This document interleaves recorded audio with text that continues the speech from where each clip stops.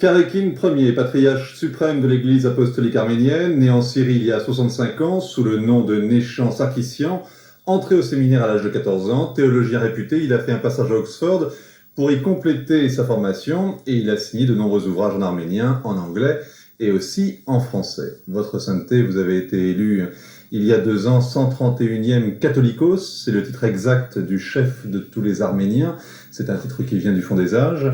Et vous vivez depuis à côté d'Erevan, à Etchmiadzin, c'est le Vatican des Arméniens. J'espère que je ne vous choque pas en faisant cette comparaison. Alors les Français ne sont pas très familiers des églises d'Orient et on a un peu de mal à comprendre les liens entre les églises orthodoxes.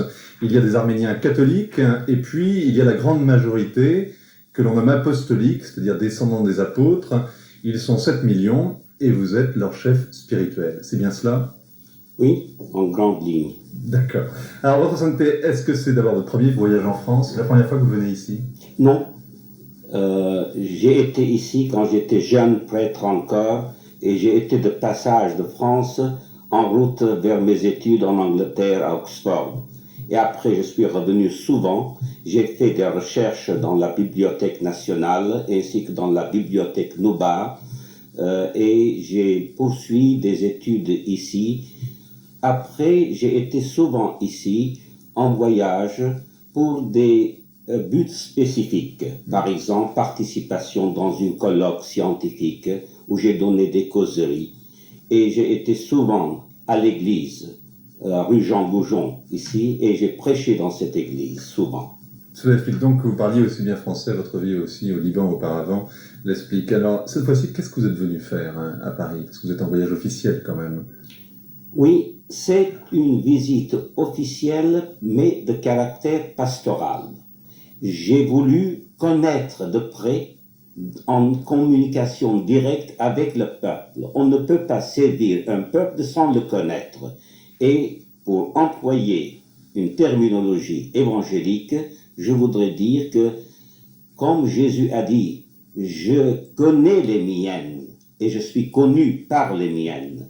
J'ai voulu suivre dans ses pas en venant ici à la communauté arménienne, éparpillée partout dans la France et non pas seulement à Paris.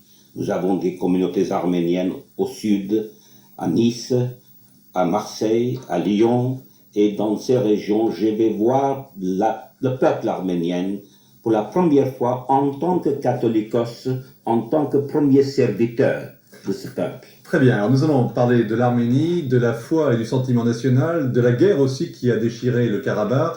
Vous nous direz comment se reconstruit votre pays après les tremblements de terre, après le communisme et la colonisation soviétique. Mais d'abord, le tour du monde de l'actualité. Première escale, les États-Unis. Lundi, investiture de Bill Clinton. Les présidents réélus suscitent en général moins d'enthousiasme, moins d'illusions. Washington avait donc organisé une cérémonie moins somptueuse, avec moins d'argent et moins d'invités qu'il y a 4 ans.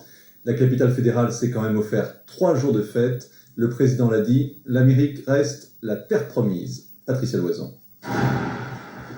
Les canons résonnent, l'Amérique salue son dernier président du XXe siècle, celui qui la conduira vers l'an 2000 en franchissant ce pont vers le XXIe siècle, thème central de la campagne de Bill Clinton. À son discours d'investiture, le président a voulu donner une dimension historique, multipliant les références aux pères fondateurs, à John Kennedy ou à Martin Luther King.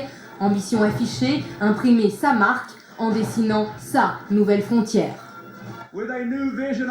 Avec une nouvelle vision de la façon de gouverner, un nouveau sens des responsabilités, un nouvel esprit communautaire, nous préserverons l'Amérique dans ce voyage. L'idéal que nous sommes venus chercher sur cette terre, nous lui redonnerons un sens en bâtissant à nouveau une terre promise. Une terre promise qui demandera la participation de chaque citoyen, responsabilité civique, solidarité, tolérance, voilà le message de Bill Clinton. Il a également plaidé pour un gouvernement fort et restreint et pour une cohabitation plus paisible et plus fructueuse avec le Congrès que lors du premier mandat. Ses priorités, éducation, protection sociale, protection de l'environnement. La politique étrangère était absente de ce discours. Le président américain a simplement souligné qu'il lutterait sans répit contre les forces de la terreur. Votre sainteté, vous avez entendu le ton général du président Clinton, ce côté prêcha moral, ça ne vous gêne pas? Non, pour un chef d'un pays ou du peuple, la communication, l'expression de la vision personnelle est très important à mon point de vue.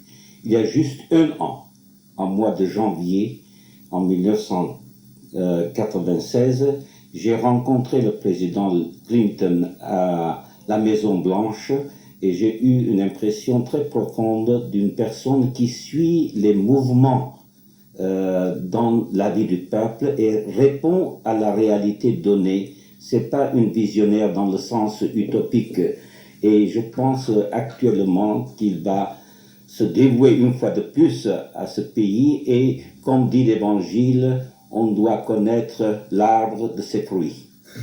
Mardi, un espoir d'apaisement en Corée du Sud. Le président Kim propose de discuter des lois sur le travail et sur les lois sociales, et les lois de la sécurité aussi, adoptées à la sauvette au lendemain de Noël. Les grèves qu'elles ont provoquées ont déjà coûté 4 milliards de dollars. À la pointe de la mobilisation, il y a des chrétiens et le cardinal Kim, le chef de l'église catholique coréenne. Sa cathédrale sert de quartier général aux syndicalistes. Son clergé manifeste en chasuble et en chantant.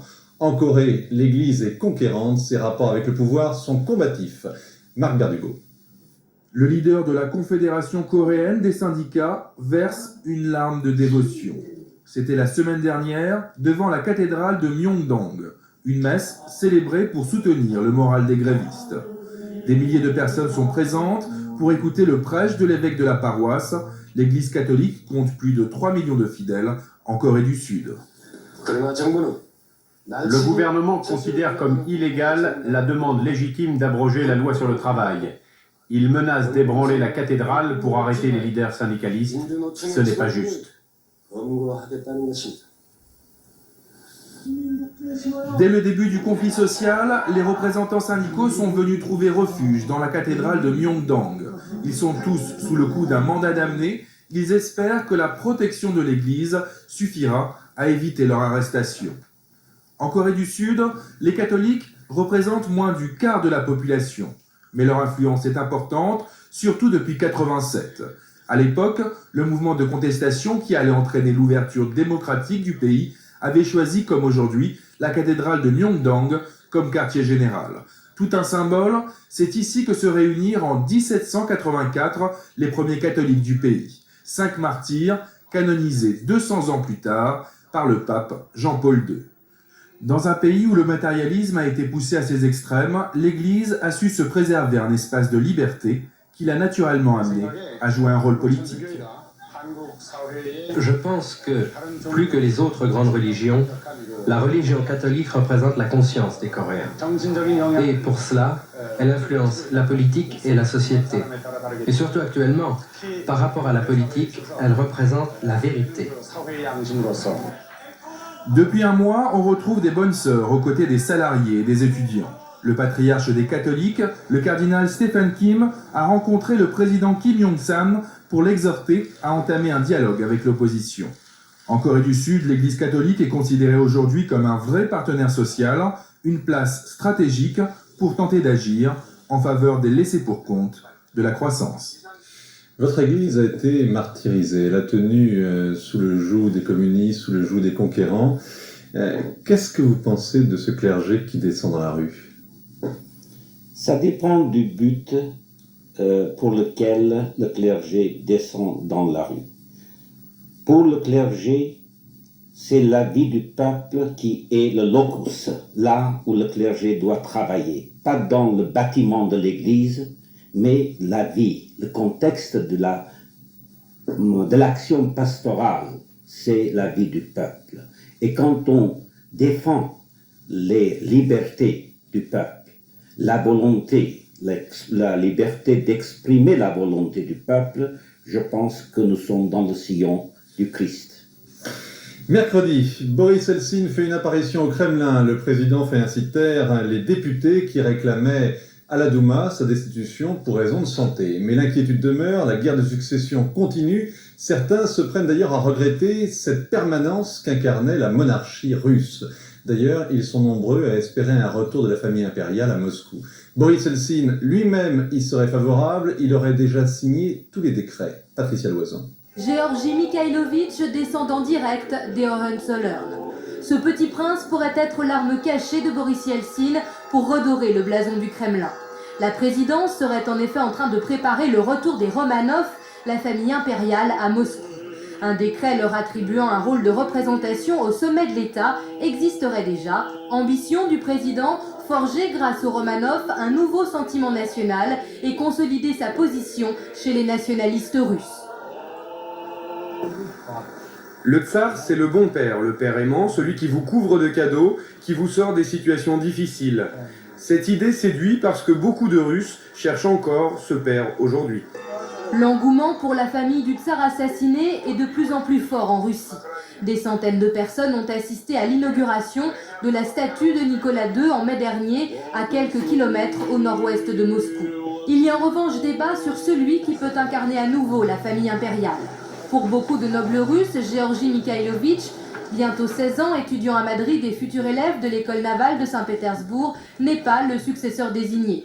Il lui préfère Nicolas Romanov, cousin germain des enfants du tsar Nicolas II, assassinés avec leurs parents le 17 juillet 1918 à Ekaterinbourg.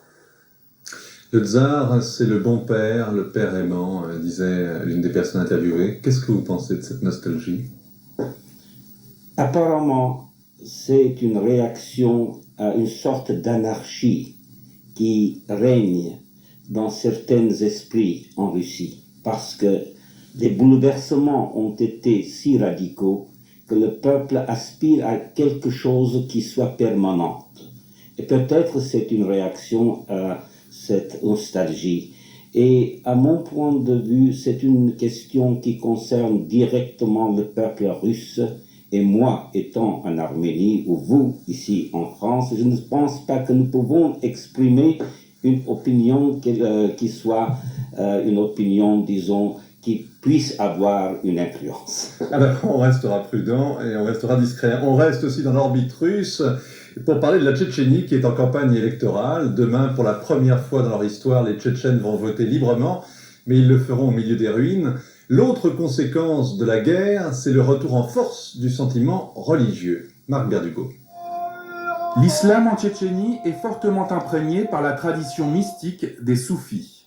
Avec la guerre, il a changé de visage. Des centaines de combattants ont effectué des voyages en Turquie, en Arabie Saoudite ou en Jordanie. Ils en sont revenus avec une vision beaucoup plus internationaliste de leur religion et une volonté de djihad, de guerre sainte, qui ressemble à celle de leurs frères en Palestine, en Algérie ou en Afghanistan. Pour la première fois à Grozny, on peut remarquer des femmes qui portent de longs voiles blancs, comme au Moyen-Orient. La religion, longtemps réservée aux anciens, a de plus en plus de succès auprès de la jeunesse. Des cours d'arabe sont proposés, dans les villages, des tribunaux coraniques sont créés, les prêches dans les mosquées sont de plus en plus politiques. Nous sommes à peine 1 million, et il y a 150 millions de Russes. On a gagné cette guerre grâce à Allah, le miséricordieux. Nous croyons en Allah et nous y croirons toujours. L'alcool est interdit à Grozny. Des milices s'organisent pour faire respecter la loi du Coran. Des islamistes du monde arabe se sont installés en Tchétchénie. Des Tchétchènes rêvent d'aller libérer la terre sainte de Palestine. Mais pour la majorité de la population, l'islam a simplement permis de tenir pendant ces 21 mois de guerre, un sacrifice qui a fait 50 000 morts et qui explique peut-être ce regain de ferveur en Tchétchénie.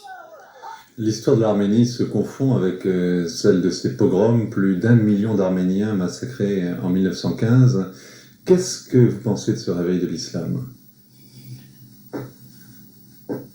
Ce renouveau de l'esprit religieux est une réponse, à ma connaissance, de la vie séculariste et sécularisante que nous voyons autour de nous répandre dans toutes les parts du monde aujourd'hui, dont l'origine et l'Occident en général. Voilà la mentalité musulmane.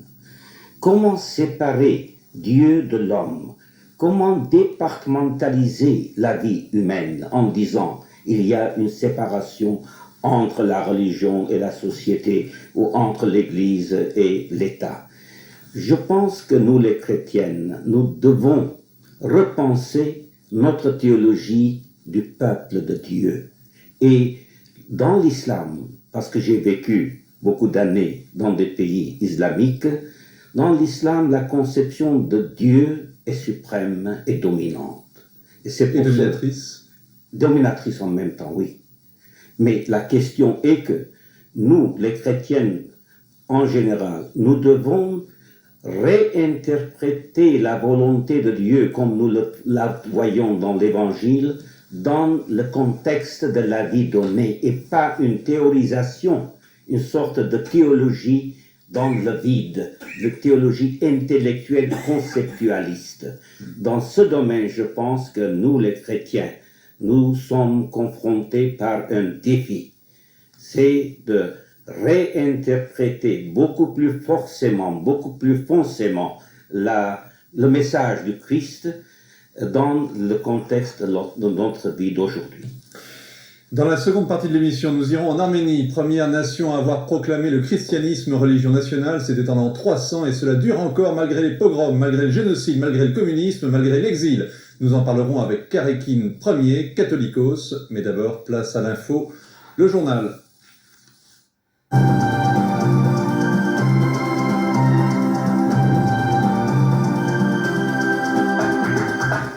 Retour sur le plateau de l'Hebdo du Monde avec Sa Sainteté Karekin Ier, chef suprême de l'Église apostolique arménienne. Il est à la tête d'une communauté de 6 millions de fidèles à travers le monde. Son portrait et quelques repères avec Jean-Marc Nadeau et Léo Nicolian.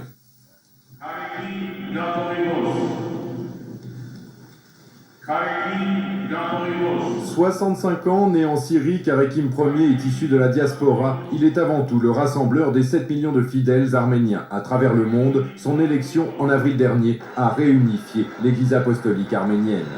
Il est aussi le premier des catholicos à venir rencontrer le pape. Ce fut en décembre dernier. Car si l'Arménie fut la première nation à se proclamer chrétienne en l'an 301, son église se sépara de Rome un siècle et demi plus tard, en 451, en raison d'obscures divergences théologiques.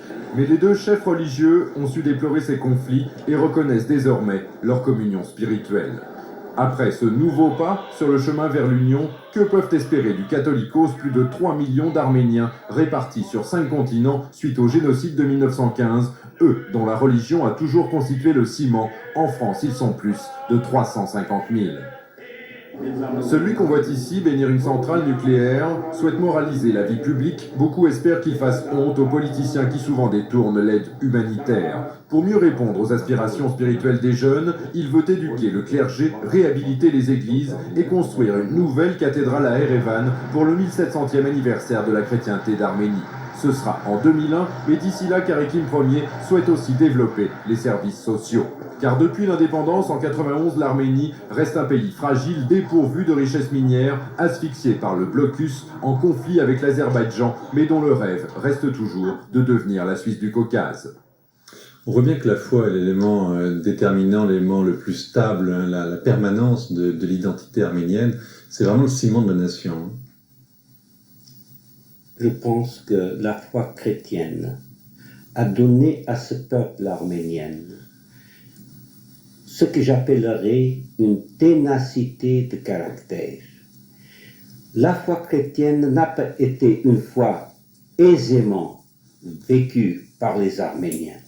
C'est au prix de la croix, ou je voudrais dire de la crucifixion, que nous avons vécu cette foi, et comme dit Saint Paul, l'apôtre, la souffrance fait le caractère, forme le caractère. Et cette ténacité, cet esprit d'endurance ou de persévérance dans la foi chrétienne, c'est ça que nous avons maintenu comme base, comme le cœur même de notre identité et dignité chrétienne. Et votre identité nationale aussi. Exactement, parce que notre nation a été formée comme une entité nationale, comme Renan disait, comme une âme collective, par la force de la foi chrétienne. Est-ce Au que ça 5e vous- siècle, par exemple. Oui. Je voulais vous demander si ça vous donnait un rôle politique particulier. Oui, et sur deux niveaux. Souvent dans notre histoire, nous n'avons pas eu un État arménien indépendant. Nous avons été privés à cause des invasions dans notre pays, comme c'est bien connu par tout le monde qui a lu un peu de l'histoire arménienne. Et durant l'absence de l'État, le peuple n'avait pas d'autre moyen d'exprimer son identité que l'Église. L'Église a été pour eux le foyer national. Et les autorités étrangères qui ont occupé l'Arménie souvent ont considéré l'Église comme le centre de la vie nationale du peuple. C'est pour cela que l'Église a assumé une responsabilité politique. Deuxièmement, sur le deuxième niveau, l'Église, en tout cas, a un rôle politique dans le sens le plus général du mot, parce que la politique touche la vie humaine, et la vie humaine est de la sollicitude de l'Église. Par exemple, quand on exécute un plan, disons, politique, mais un plan dont le but est un génocide, l'Église ne peut pas se taire. L'Église doit parler pour la justice et pour la paix et pour la fin des injustices et des souffrances. Est-ce qu'il y a un regain de la foi en Arménie depuis que la nation arménienne est indépendante, depuis 5 ans, 6 ans? Oui, je vois les signes tangibles. Vous avez dit regain de la foi. Pour moi, c'est le renouveau de la conscience chrétienne qu'on avait perdue durant les 7 décennies qui ont écoulé depuis le régime soviétique qui a été imposé sur l'Arménie. Alors, il y a plus de fidèles dans vos églises, il y a plus de séminaristes dans vos écoles? Non, il y en a. Même durant le temps des soviets, il y avait l'Église présente, mais pas aussi activement dans la vie du peuple. On gardait l'institution, parce que les soviets ont toujours dit que nous reconnaissons la liberté religieuse, mais c'était une reconnaissance de liberté de culte dans les limites du bâtiment même de l'Église. On n'avait pas un apostolat, on n'avait pas un mouvement de prédication. C'est pour cela que aujourd'hui, le peuple ayant cette aspiration spirituelle regarde l'Église comme une source de nourriture spirituelle, je peux dire. C'est-à-dire, qu'est-ce que l'Église va offrir à un peuple qui n'a pas eu la liberté d'exprimer sa volonté libre pour tant d'années? Alors, dans l'histoire toute récente de la jeune République indépendante et souveraine d'Arménie, il y a eu des moments très durs, il y a eu une guerre, on va en parler un peu plus tard, il y a eu aussi, au moment des élections, à l'automne dernier, un climat d'émeute. Qu'est-ce que l'on fait quand on est le catholicos, qu'on a un pouvoir spirituel comme vous en avez un, une autorité dans laquelle se reconnaissent tous les Arméniens? Dans ma conception, le rôle d'un catholicos est d'être père pour tout le peuple, c'est-à-dire faire appel à tous les gens d'un côté ou de l'autre, de cette tendance ou de l'autre, de maintenir l'unité nationale. Parce que sans unité nationale, nous n'aurons pas aucun pouvoir pour maintenir notre existence comme un peuple arménien chrétien dans cette région. L'unité nationale, c'est-à-dire que vous êtes pour le rattachement du Karabakh, de cette province incluse dans l'Azerbaïdjan voisin et qui revendique son caractère arménien et son indépendance? Je suis pour l'acceptation et la reconnaissance de la volonté du peuple de Karabakh. C'est une région, mon cher ami, c'est une région, et tous les Français doivent connaître ce fait historique. C'est une région pleinement imprégnée par le témoignage chrétien du peuple arménien. J'ai publié un livre d'un auteur français, Jean-Michel Thierry, qui énumère 1600 monuments chrétiens dans cette petite région de Nagorno-Karabakh. Historiquement, démographiquement, c'est une terre arménienne. Si durant le temps des soviets, particulièrement sous Staline, on a fait une erreur, on ne peut pas redresser cette erreur en reconnaissant la possibilité pour ce peuple de s'exprimer. L'erreur de Staline, ça a été de mettre ce Karabakh à l'intérieur des frontières de la République d'Azerbaïdjan. Alors la guerre a été meurtrière entre les Azéris et les Arméniens du Karabakh. Depuis 2 ans, règne un cessez-le-feu, mais rien n'est véritablement réglé. Manuel Saint-Paul. Ces montagnes fertiles ont donné leur nom à la région. Karabakh, ça veut dire jardin noir en turc. Une terre sainte pour les Arméniens, une enclave chrétienne au milieu de l'Azerbaïdjan musulman, un enjeu pour le plus long conflit du Caucase. Cette guerre d'indépendance a commencé par des jets de pierre en 1987 pour finir à coups de canon en 1994 et peupler les cimetières de quelques 20 000 morts. Stepanakert, la capitale, est en ruine, on y croise de nombreux invalides et parfois la limousine du président Robert Kotcharyan. Ce fidèle du président arménien dirige d'une main de fer un bout de territoire grand comme un département français. Mon ambition, c'est d'imposer la paix et l'indépendance. Mes objectifs sont clairs, une vie paisible pour les Karabatsis. Je veux relancer la vie économique et reconstruire le tissu social, mais d'abord, il faudra trouver une solution à notre problème d'identité nationale. Kotcharyan n'a que ses bonnes intentions pour gérer une situation impossible. Ni guerre, ni paix. Le cessez-le-feu signé il y a 3 ans n'a jamais abouti à un règlement définitif du conflit. Malgré de multiples négociations, l'Arménie et l'Azerbaïdjan ne sont pas encore parvenus à un compromis et le Karabakh lui-même hésite toujours entre rattachement à la mère patrie ou autonomie. Ce pays qu'aucune nation n'a reconnu vit encore à l'heure de la mobilisation générale. Tous les hommes de 18 à 45 ans doivent participer à l'effort de défense, autant de bras en moins pour l'effort de reconstruction. Ici, le salaire moyen est de 35 francs par mois, pas de quoi nourrir une famille. On a à peine de quoi acheter du pain. Après avoir remboursé nos dettes, il nous reste juste un peu d'argent pour des céréales et des pommes de terre. Rien pour se payer de la viande. Ce peuple ne contrôle pas son sort, qui se joue à Erevan, Bakou et Moscou.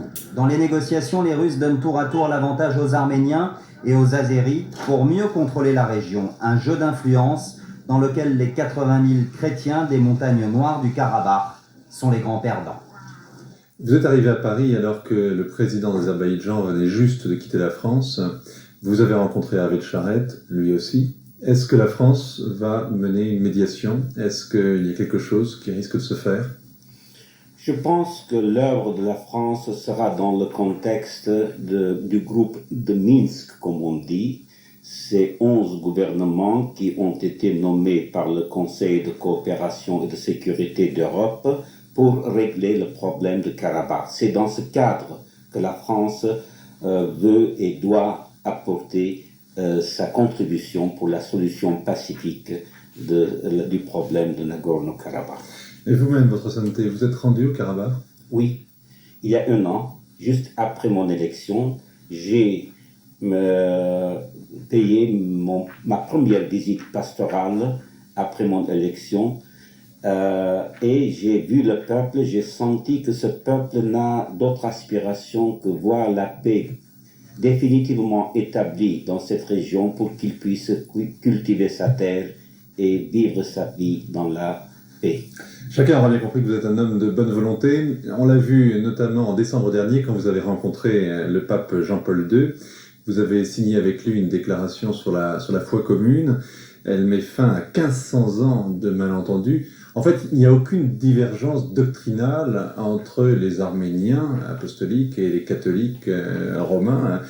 Qu'est-ce qui vous sépare encore finalement du Vatican et des catholiques? Tout d'abord, je me réjouis par cette rencontre que j'ai eue avec Sa Sainteté, le pape Jean-Paul II.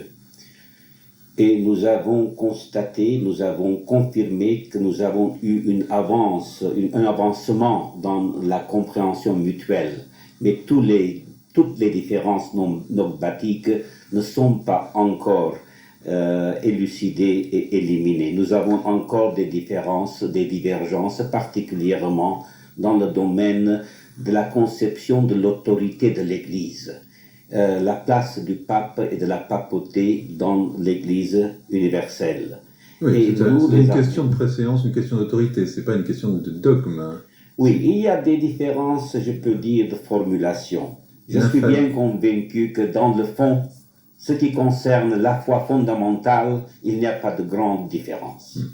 Avec Jean-Paul II, vous êêtes penché sur la question de Jérusalem. On a un petit peu l'impression que tous les chrétiens, quelle que soit leur confession, ont envie un peu de faire front commun.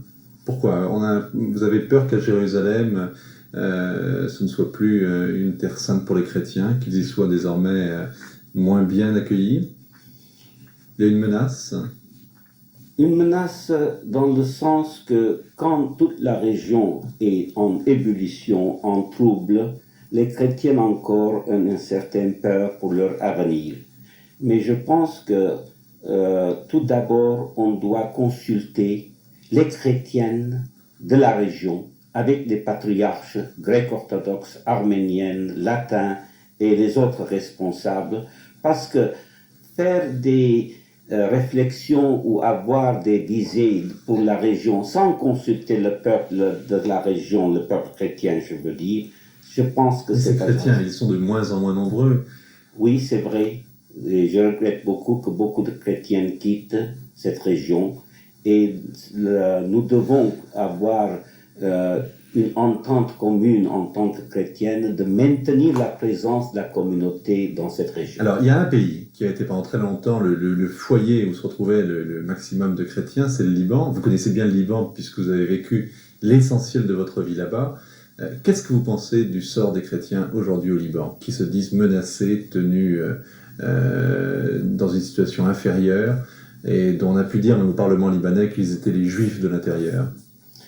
Tout d'abord, je voudrais dire que les chrétiens du Liban doivent toujours rester dans leur pays. Et c'était ma politique générale quand j'étais au Liban comme catholicos de Cilicie. Vous disiez ça aux Arméniens qui aux Arméniens et à nos frères maronites ou autres chrétiens, parce que ça dépend de notre volonté. La souffrance fait part de notre foi chrétienne. Si nous refusons la croix, je pense que nous manquons dans l'authenticité de notre foi chrétienne. C'est pour cela que le courage que nous avons de l'Évangile doit nous guider dans notre attachement à cette terre du Liban, qui est une terre de dialogue avec nos frères musulmans. Et le Liban, si le Liban est affecté dans son caractère particulier, c'est le dialogue en vie entre chrétiens et musulmans qui sera affecté. Parce que c'est un exemple d'une convivialité. Dialogue, mon cher ami, dialogue n'est pas échange des idées, des notions. Dialogue est vivre ensemble. Et le Liban est ce pays où on a une telle expérience riche de dialogue en profondeur qu'on ne doit pas jamais perdre. Merci, Votre Sainteté. C'est la fin de cet hebdo du monde. Rendez-vous la semaine prochaine, même lieu, même heure. Mais l'info continue sur LCI.